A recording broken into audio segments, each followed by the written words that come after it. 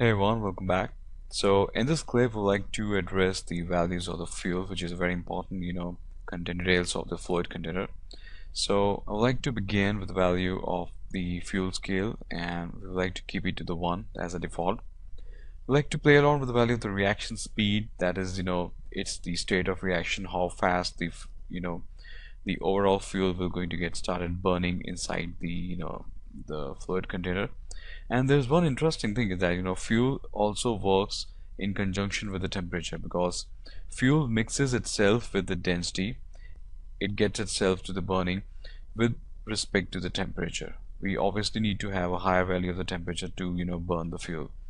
So the reaction speed says that how fast the reaction how fast the fuel will start at burning itself. And I like to give the value of 0.1. And now it comes to the air-fuel ratio. The air-fuel ratio will decide that the mixing of the fuel inside the air.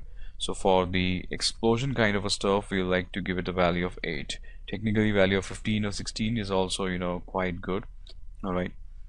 And we do have the ignition temperature. That simply means that, which is the again the minimum temperature of the fuel when it starts burning. So I like to give it a value of 0.1, and followed by the max temperature, and this is the temperature once it reaches that magnitude 0.5, the fuel will get completely burnt. All right, and as a result, you know that the fuel will burn, the heat will also going to released, and the heat will going to impact the heat will going to give you the result in terms of the light, and the light color is 1. So we can play around with value. Let's say can you see that the change over here? That's pretty nice. So this is the impact of the fuel, but obviously I will never like to give such a crazy or insane value. This is just for, you can say, your demonstration purpose.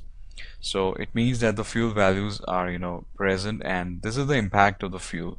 And you may could see that the white is representing the most, you may could say, the hottest zone of the temperature voxel values. Okay, but that's a very insane value. Light released 500, so like to bring it back to the 1. Okay, and that's pretty good. So with that, we are done with the section of the fuel, and now you may also could take down one more thing, that you can go inside the display and can under the shaded display, you would like to put that thing to the fuel. And once you play the timeline, you can see that these are all the values of the fuel, and now mostly at frame 9 or 10. Let me just gonna increase that up. Let's say mostly at frame 9 or 10, the fuel is completely burnt. Okay, and this value is being such a sensitive, and you could also see that the fuel is also you know there's a bit of the fuel in the upper section of the fluids as well. So this will going to help you in getting all of that. As you can see that there's a quite high value over here, so this will help you in getting the feel of, you can say, the more hotter zones inside the overall reactions. So I guess now you are understanding, or better interpreting the meaning of the fuels. And about the temperature, as you can see that we do have a lot of good temperatures. So the blurriness inside this is these responsible for the black body effect.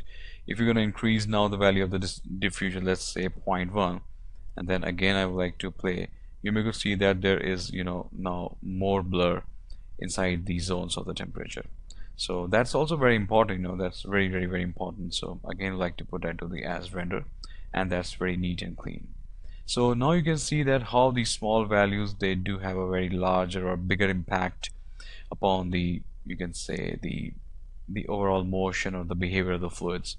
Recently you also discovered the attribute of the temperature with respect to the pressure threshold. If you're gonna reduce down the value of pressure threshold, you can see that the fluids will get totally unstable, because the pressure, we're going to pressurize the voxels of the fluid, and that would tend to end up with some, you can say, the unstable values. So it's better to take care of each and every attribute of the fluid, and then work very carefully. And with that, we are done with the process of the fuel. In the next clip, I would like to address the attribute of the shading, color, incandescence, everything, and then we would like to take a high resolution display blast of our scene, and also would like to add another external field to impact the explosions.